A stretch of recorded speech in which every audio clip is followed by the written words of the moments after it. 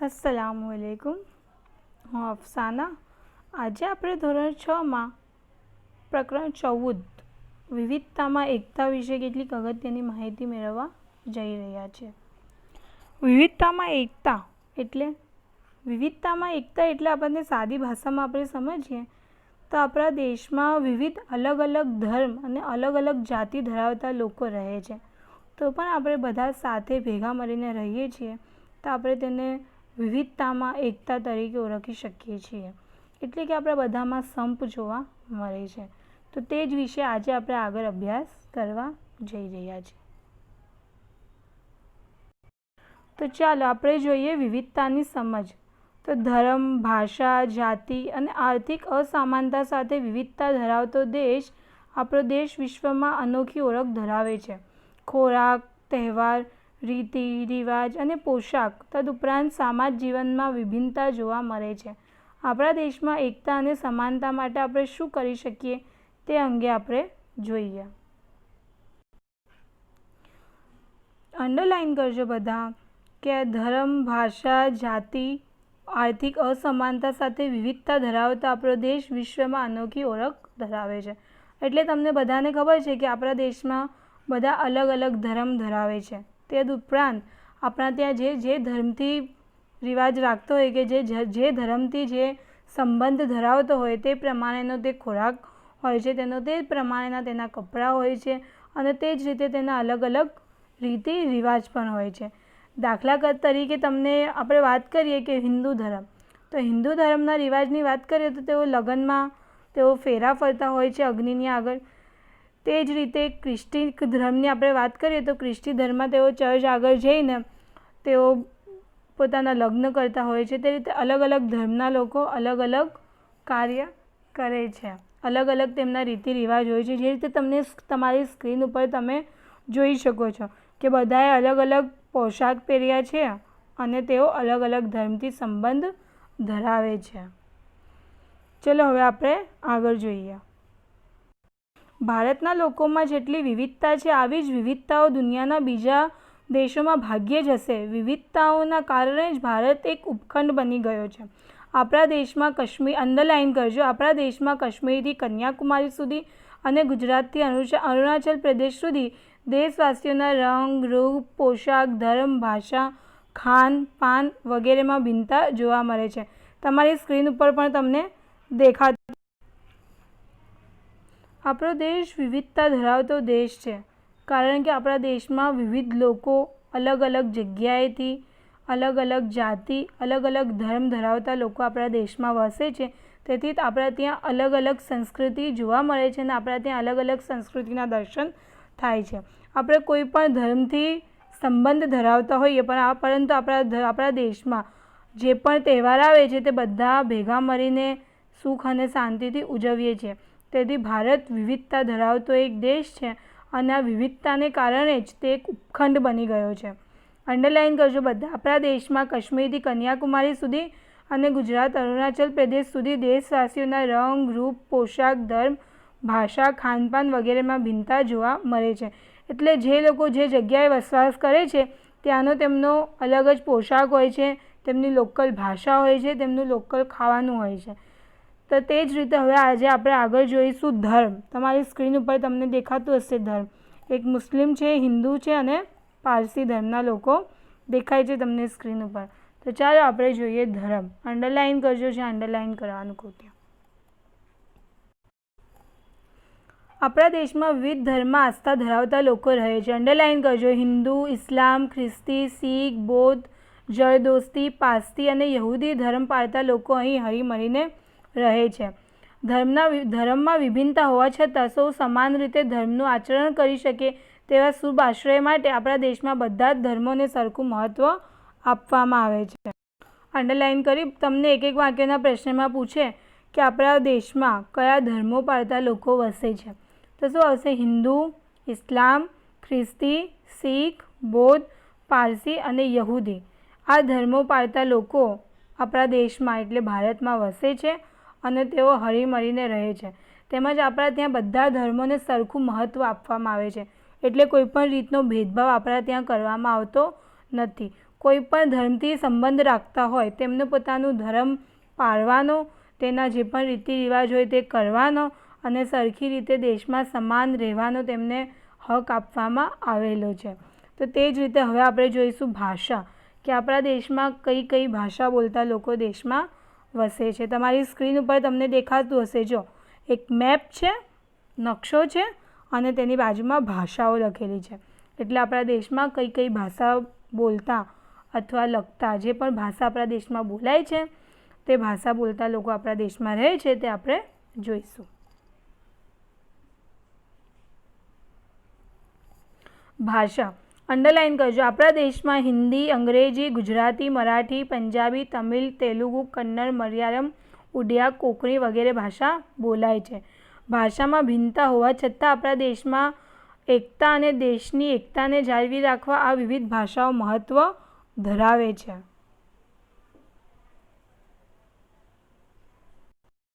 Underline કરી. આપણા દેશમાં હિન્દી, અંગ્રેજી, ગુજરાતી, બંગાળી, મરાઠી, પંજાબી, તમિલ, તેલુગુ, કન્નડ, મલયાલમ, ઉડિયા અને કોંકણી વગેરે ભાષા બોલાય છે. અહીંયા સુધી અંડરલાઇન કરજો. અને તમને એક બે વાક્યના પ્રશ્નમાં પણ પૂછાશે કે આપણા દેશમાં કઈ કઈ ભાષાઓ બોલાવશે, તો શું આવશે? હિન્દી, અંગ્રેજી, ગુજરાતી, બંગાળી, મરાઠી, પંજાબી, તમિલ, તેલુગુ, કન્નડ, મલયાલમ, ઉડિયા અને કોંકણી. આટલી ભાષાઓ ભારત દેશમાં બોલાય છે. અને આ અલગ અલગ ભાષા બોલતા હોવા છતાંથી કે અલગ અલગ ભાષા ધરાવતા લોકોને પણ આપણા દેશમાં સમાનતાનો અધિકાર મળ્યો છે અને તેઓ પોતાની ભાષા બોલે છે અને આપણા દેશમાં સમાન હક ધરાવીને રહે છે. ચલો તો હવે આપણે આગળ જોઈશું સંસ્કૃતિ. આપણો અંડરલાઇન કરજો. આપણો દેશ ધર્મ અને ભાષામાં વિભિન્નતા ધરાવતો હોવાથી સાંસ્કૃતિકનો બહોળા પ્રમાણમાં જોવા મળે છે. વિવિધ પ્રદેશ કે રાજ્યમાં સાંસ્કૃતિક વિવિધતા સરળતાથી જોઈ શકાય છે. અહીંયા સુધી અંડરલાઇન કરજો. અહીંયા પણ અંડરલાઇન કરજો. દિવાળી, મકર સંક્રાંતિ, હોળી, દશેરા, શિવરાત્રિ, ગણેશ ચતુર્થી, ઈદ, નાતાલ, અષાઢી બીજ, મોહરમ, બુદ્ધ જયંતિ, મહાવીર જયંતિ, ઓણમ, પતેતી વગેરે તહેવારો દેશના જુદા જુદા ભાગોમાં વસતા લોકો સાથે મળીને ઉજવે છે. જે તમારી સ્ક્રીન ઉપર આવે જ છે, બધા તહેવારો દેખાય છે બધાને. તો આપણા દેશની સંસ્કૃતિ છે કે આપણે ભલે અલગ અલગ રહેતા હોય, અલગ અલગ રીતિ રિવાજ હોય, આપણા અલગ અલગ આપણું ખાનપાન હોય, પરંતુ આપણા દેશમાં સંસ્કૃતિએ બધાને એક સાથે જોડીને એક તાંતરે બાંધીને રાખ્યા છે કે કોઈ પણ ધર્મથી કે કોઈ પણ જાતિથી આપણે સંબંધ ધરાવતા હોઈએ, પરંતુ આપણો દેશ વિવિધતા ધરાવતો દેશ છે અને આપણા દેશમાં બધા તહેવારો બધા હળીમળીને ભેગા. તો આપણા ત્યાં વિવિધતામાં એકતા તે આપણી સંસ્કૃતિ આપણને દર્શાવે છે અને આપણી સંસ્કૃતિમાં જે અલગ અલગ તહેવારો આપણે જોઈએ છીએ તે તહેવારો આપણે બધા સૌ ભેગા મળીને હળીમળીને આપણે ઉજવીએ છીએ. તે જ રીતે વિવિધતામાં એકતા વિશે આપણે જોઈશું. નવો પેરેગ્રાફ, પેજ નંબર 51. વિવિધતામાં એકતા. અત્યાર સુધી આપણે 3 મુદ્દા જોઈ ગયા: ધર્મ, ભાષા અને સંસ્કૃતિ. તે જ રીતે હવે આપણે જોઈશું વિવિધતામાં એકતા. તમારા પેજ નંબર 90 પર જાણવા જેવું આપેલું છે. તેમાં કઈ જગ્યાએ કયું નૃત્ય એટલે કયો ડાન્સ મશહૂર છે, એટલે સૌથી વધારે જાણીતો છે, તો તમારે બધાએ 2 વખત તમારી સ્વાધ્યાયના ચોપડામાં મુદ્દાઓમાં લખવાનું છે અને તેને યાદ કરવાનું છે. આની મેં એક ટેસ્ટ બનાવી છે જે હું તમને વોટ્સઅપ ઉપર એનો ફોટો મોકલીશ. તેના જવાબ તમારે લખીને મને ફરીથી સેન્ડ કરવાના રહેશે. જ્યારે આપણે આનું સ્વાધ્યાય ચલાવશું ત્યારે આ ટેસ્ટ તમને હું આપીશ. બધાએ સ્વાધ્યાયના ચોપડામાં 2 વખત આ લખવાનું છે અને સાથે સાથે તેને યાદ પણ કરવાનું છે.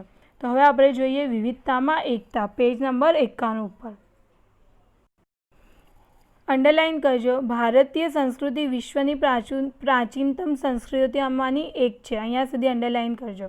આપણા દેશની પ્રજા પોશાક, ખોરાક, રહેઠાણ, ધર્મ, ભાષા, રીતિ રિવાજ, તહેવારો વગેરે અનેક બાબતોમાં એકબીજાથી ભિન્ન છે, છતાં દેશવાસીઓમાં ભાવાત્મક એકતા જોવા મળે છે. વિવિધતામાં એકતા એ આપણા સંસ્કૃતિની આગવી વિશિષ્ટતા છે.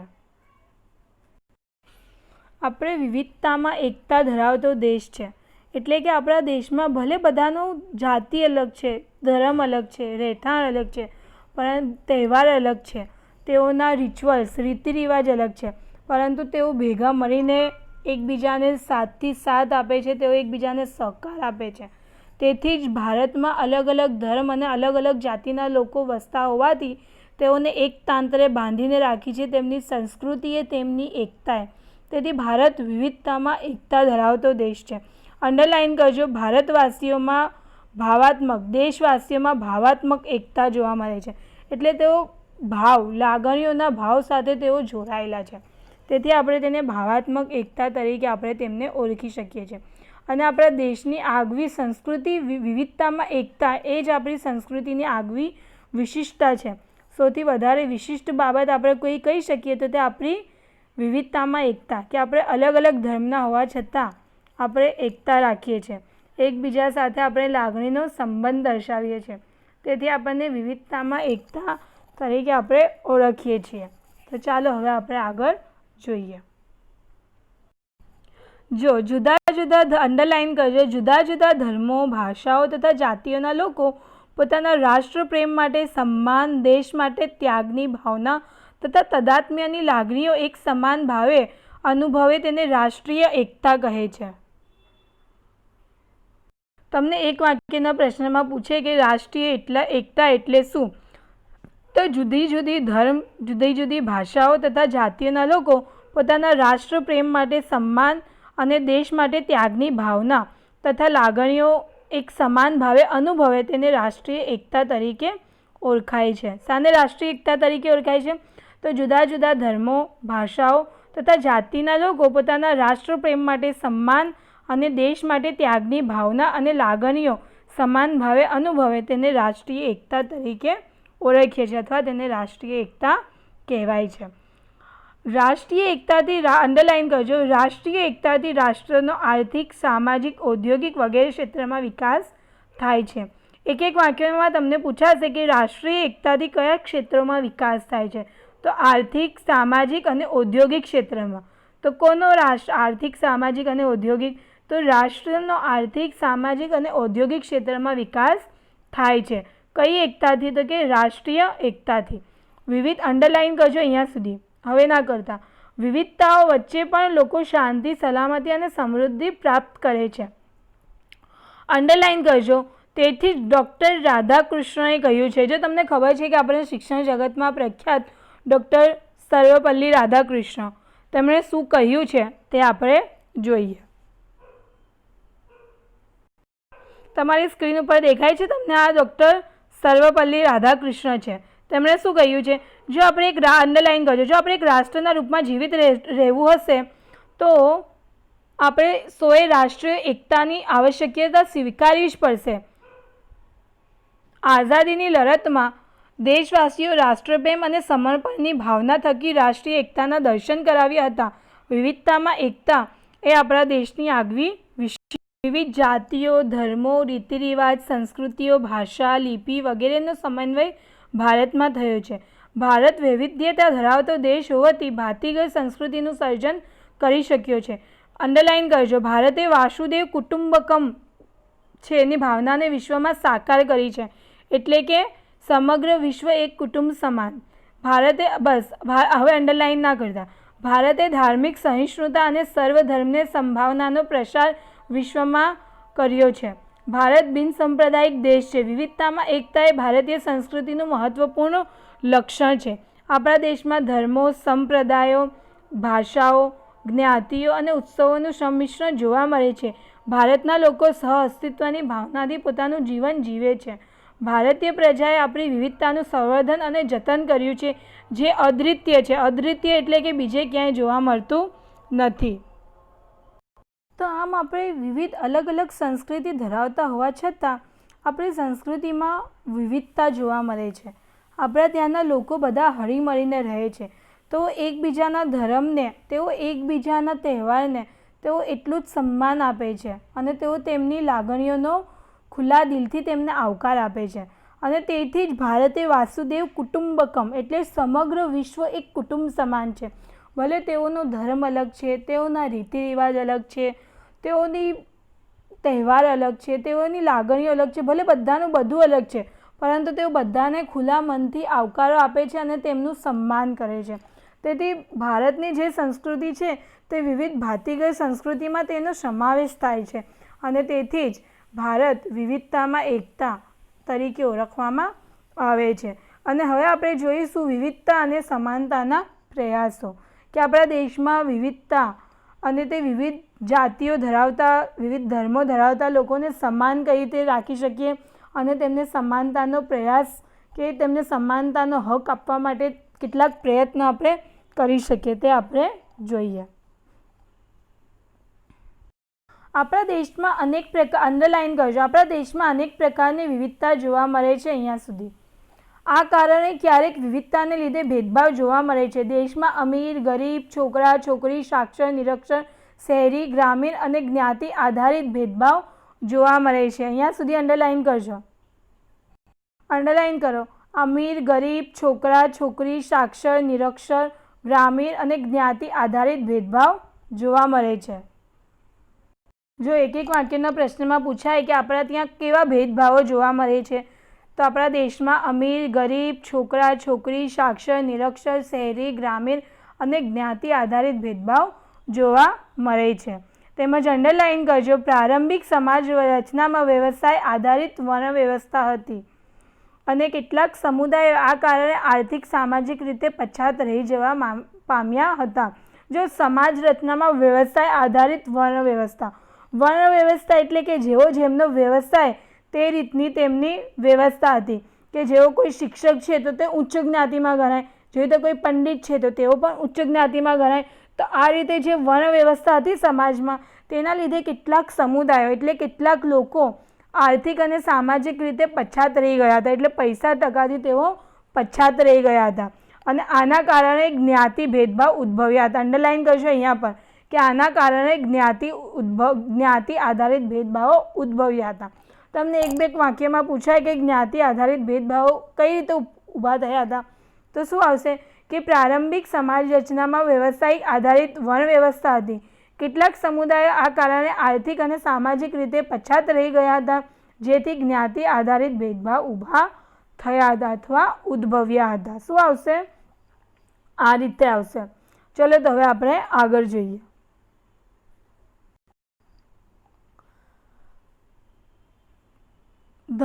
ઘણું કરીને સાક્ષર લોકો વધુ આવક પ્રાપ્ત કરે છે, જેથી ભણેલા લોકોનું જીવન ધોરણ ઊંચું જોવા મળે છે. સમાજમાં તેઓ મોભાનું સ્થાન ધરાવે છે. સાક્ષર અને નિરક્ષર વ્યક્તિના ભેદભાવ ઊભા થયા. આપણા દેશમાં ગામડાની અને ગ્રામીણ લોકોની સંખ્યા વધુ છે. અંડરલાઇન કરજો, આપણા દેશમાં ગામડાની અને ગ્રામીણ લોકોની સંખ્યા વધુ છે. શહેરીનું લોકોનું પ્રમાણ તુલનામાં ઓછું છે. ગ્રામીણ અને શહેરી લોકોના જીવન ધોરણમાં મોટો તફાવત હોવાના કારણે ભેદભાવ ઊભા થાય છે. દેશની આઝાદી પછીના બંધારણમાં સમાનતાના અધિકારને સ્થાન મળતા અસ્પૃશ્યતા નાબૂદ કરી દેવામાં આવી છે. સમાનતાના અધિકાર સૌરાષ્ટ્રમાં સમાન તક, ન્યાય, દરજ્જો પ્રાપ્ત થાય છે. અંડરલાઇન કરજો, મફત અને ફરજિયાત શિક્ષણનો કાયદો અમલમાં મુકાયો છે. અહીંયા સુધી અંડરલાઇન કરજો, જેથી સૌને સમાન રીતે પ્રાથમિક શિક્ષણની તકો મળવા લાગી છે. લોકોના સામૂહિક વિકાસ માટે ગ્રામીણ સડકો, અંડરલાઇન કરજો, લોકોના સામૂહિક વિકાસ માટે ગ્રામીણ સડકો, પ્રાથમિક આરોગ્ય કેન્દ્રો, વીજળી, પીવાના પાણીની સુવિધાઓ વગેરે પાયાની સુવિધાઓ સરકારે વધારી છે અને સ્ત્રીઓને સમાજમાં માન સન્માન મળે તે માટે સરકારશ્રીએ જોગવાઈ અનુસાર સ્ત્રીઓને સમાન તક આપે છે. અહીંયા સુધી અંડરલાઇન કરજો કે સરકારે બધી પ્રાથમિક વ્યવસ્થા વધારી છે, સુવિધાઓ વધારી છે, જેથી દેશ તરક્કી કરી શકે છે. લોકો પોતાના ધર્મનું પાલન કરે, પોતાની ભાષા બોલી શકે, પોતાના તહેવારો ઉજવી શકે, એ પ્રકારની સ્વતંત્રતા મળવાને કારણે આઝાદી પછીના વર્ષોમાં ભેદભાવ નામશેષ થઈ ગયા છે. ચોક્કસ જ્ઞાતિના લોકો માટે ગ્રામ પંચાયતની સંસદ ચૂંટણીમાં કેટલીક બેઠકો અનામત રાખવામાં આવી છે. નોકરીઓમાં પણ આ બાબત ધ્યાનમાં રાખવામાં આવી છે કે વિદ્યાર્થીઓને છાત્રાલય, શિષ્યવૃત્તિ અને સહાયની યોજનાઓ અમલ આવે, જેથી આર્થિક, અંડરલાઇન કરજો, જેથી આર્થિક, સામાજિક અને રાજકીય તથા સાંસ્કૃતિક, અંડરલાઇન કરજો, સાંસ્કૃતિક ક્ષેત્રે સૌને આગળ વધવાની તકો પ્રાપ્ત થઈ રહે. જો સરકારે કેટલીક પોતાની નીતિઓ અમલમાં મૂકી છે, જેથી જે લોકો નીચે છે, જે લોકોનું આર્થિક ક્ષેત્ર મજબૂત નથી, તેઓ આગળ આવી શકે. તેથી આપણા દેશમાં વિવિધતામાં સમાનતા લાવવાના પ્રયાસો કરવામાં આવ્યા છે. જે રીતે આદિવાસી, તો તેઓ ભલે આપણા દેશમાં છે, પરંતુ તેમને એટલો હક અને એટલો સન્માન આપવામાં આવતો નથી. જે રીતે આપણા ઘર આંગણે કોઈ કચરો વાળવાવાળા આવે કે કોઈ ભંગી ગટર સાફ કરવા માટે આવે, તો તમે જોજો આપણા મમ્મી પપ્પા કે આપણા ઘરના કોઈ પણ વ્યક્તિ તેમને છે ને ડાયરેક્ટ આપણે જે ગ્લાસમાં પાણી પીએ છીએ ને એ ગ્લાસમાં તેમને કોઈ દિવસ પાણી નહીં આપે. તો સરકારે આમના માટે કેટલીક સીટ આમના માટે રિઝર્વ રાખી છે, જેથી તેઓ ઉપર આવે. એટલે તેમનું જીવન ધોરણ ઊંચું થશે તો તે આ કામ નહીં કરે અને તેમને સમાજમાં સમાન દરજ્જો પ્રાપ્ત થશે. તો આ રીતે વિવિધતામાં સમાનતા લાવવા માટે સરકારે એવા કેટલાક પ્રયાસો કર્યા છે અને આપણે આપણી રીતે પણ બની શકે તેટલા પ્રયાસ કરવા જોઈએ કે આપણે સૌને સમાન અધિકાર આપવો જોઈએ. હવે આપણે છોકરા છોકરી અંગેના ભેદભાવ વિશે જોઈશું. અંડરલાઇન કરજો. ભારત જ નહીં પણ વિશ્વના કોઈપણ રાષ્ટ્રની પ્રગતિ અને વિકાસમાં માનવ સંસાધન તરીકે સ્ત્રીઓની ભૂમિકા ખૂબ જ મહત્ત્વની છે. અહીંયા સુધી અંડરલાઇન કરજો. સ્ત્રી પુરુષની જૈવિક ભિન્નતાથી સામાજિક અને સાંસ્કૃતિક દૃષ્ટિકોણથી છોકરીઓના ઉછેરમાં ભેદભાવ હોવાથી બંનેનો વિકાસ પણ અલગ રીતે થાય છે. આજે પણ મોટાભાગના કુટુંબોમાં મહિલા ઘરકામ કરે, રસોડામાં રસોઈ બનાવે અને બાળ ઉછેરનું કામ કરે. અંડરલાઇન કરજો. મહિલા ઘરકામ કરે, રસોડામાં રસોઈ બનાવે અને બાળ ઉછેરનું કાર્ય કરે. સ્ત્રીઓના કુટુંબ વિષયક કોઈ નિર્ણય લેવાની સત્તા નથી. આરોગ્ય અને અપૂરતી દેખભાળ, શિક્ષણ અને આર્થિક અધિકારોથી દીકરીઓને વંચિત રાખવામાં આવે છે. કપડામાં, રમતોમાં, અભ્યાસની તકોમાં, હરવા ફરવા, વિચાર વ્યવહાર છોકરીઓ સાથે ભેદભાવ રાખવામાં આવે છે. છોકરીઓમાં સાક્ષરતાનું પ્રમાણ નીચું હોવાથી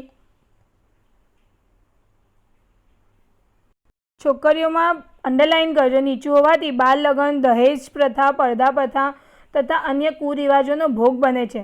સમાજમાં અંડરલાઇન કરજો. સમાજમાં પુત્ર જન્મને પ્રાધાન્ય હોવાથી સ્ત્રી ભ્રૂણ હત્યાનો ભોગ બને છે. વિવિધ ક્ષેત્રોમાં મહિલાનું અલ્પ પ્રમાણ સ્ત્રી પુરુષના ભેદભાવ સ્પષ્ટ કરે છે. સમાજ જાગૃત, શિક્ષણનો વ્યાપ વધવા સાથે આ ભેદભાવો ભૂંસાતા નથી. અંડરલાઇન કરજો. સમાજમાં પુત્ર જન્મને પ્રાધાન્ય આપવાનું હોવાથી સ્ત્રી ભ્રૂણ હત્યાનો ભોગ બને છે. વિવિધ ક્ષેત્રોમાં મહિલાનું અલ્પ પ્રમાણ સ્ત્રી પુરુષના ભેદભાવ સ્પષ્ટ કરે છે. જો કે સમાજમાં જાગૃતિ અને શિક્ષણનો વ્યાપ વધવા સાથે આ ભેદભાવો ભૂંસાતા જાય છે.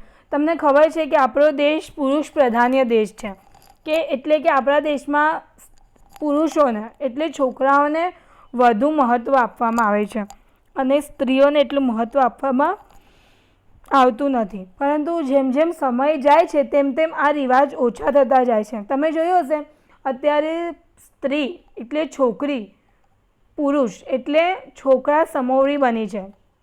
સ્ત્રી અને પુરુષ સમાન હક અને સમાન દરજ્જા ધરાવે છે. પરંતુ ક્યારે? આજના સમયમાં. પરંતુ આપણા સમાજમાં આજે પણ કેટલાક એવા ગામડાઓ તમે જોવા મળે છે, તમે જોયા નહીં હોય, પરંતુ આજે પણ આપણા સમાજમાં કેટલાક એવા ગામડાઓ જોવા મળે છે જ્યાં સ્ત્રીઓને, દીકરીઓને ભણાવવામાં આવતી નથી. કારણ કે તેમને ઘરના કામ શીખવાડે છે. કેમ કે તેમના વધારે મોટા ભાઈ બહેન હોય કે નાના ભાઈ બહેન હોય તો તેમને સાચવવાના, ઘરમાં કચરા પોતા કરવાના, રસોઈ બનાવવાની, આવા વગેરે કામ કરવા પડે છે. પરંતુ કોને કરવા પડે છે? સ્ત્રીઓને. આપણે ત્યાં શહેરમાં આ પ્રમાણ જોવા મળતું નથી, પરંતુ ગામડાઓમાં અમુક જગ્યાએ આ પ્રમાણ ખૂબ જ જોવા મળે છે. પરંતુ આવું હોવો જોઈએ નહીં. સ્ત્રીઓને પણ એટલો જ હક આપવો, દીકરીઓને પણ એટલો જ હક આપવો જોઈએ અને દીકરાઓને પણ એટલો જ હક આપવો જોઈએ. આજે આપણા સમાજમાં સ્ત્રીઓ પુરુષ સમોવડી બની છે, એટલે પુરુષના બરોબર કંધેથી કંધા મિલાઈને ચાલી શકે છે. આજે દુનિયામાં એવું કંઈ કામ બાકી નથી જે સ્ત્રી ના કરી શકતી હોય. તેથી આ વ્યાપ સાથે આપણા શિક્ષણનો વ્યાપ વધવાથી એટલે શિક્ષણનું પ્રમાણ વધવાથી આ છોકરા છોકરી અંગેનો ભેદભાવ પણ સમાજમાં દૂર થતા દેખાય છે.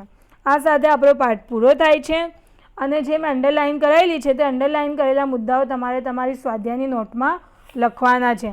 અને સાથે સાથે જે પેજ નંબર 90 પર મેં જાણવા જેવું કીધું છે તે 2 વખત તમારે લખવાનું છે અને તેને યાદ રાખવાનું છે કે કયા દેશમાં કયું નૃત્ય પ્રસિદ્ધ છે. ફોર એક્ઝામ્પલ, રાસ ગરબા તો ગુજરાત, ભાંગડા તો પંજાબ, કથક તો ઉત્તર પ્રદેશ, કુચીપુરી આંધ્રપ્રદેશ, કથકલી કેરળ, ભરતનાટ્યમ તમિલનાડુ, બિહુ અસમ, ઓડિસી ઓડિશા, ઘુમ્મર રાજસ્થાન. આ તમારે બધાએ 2 વખત લખવાનું છે અને તેને યાદ રાખવાનું છે. સ્વાધ્યાય આપું ત્યારે આનું એક ફોટો પાડીને મૂકી દઈશ એટલે તમને લખવામાં સરળતા રહે. Thank you.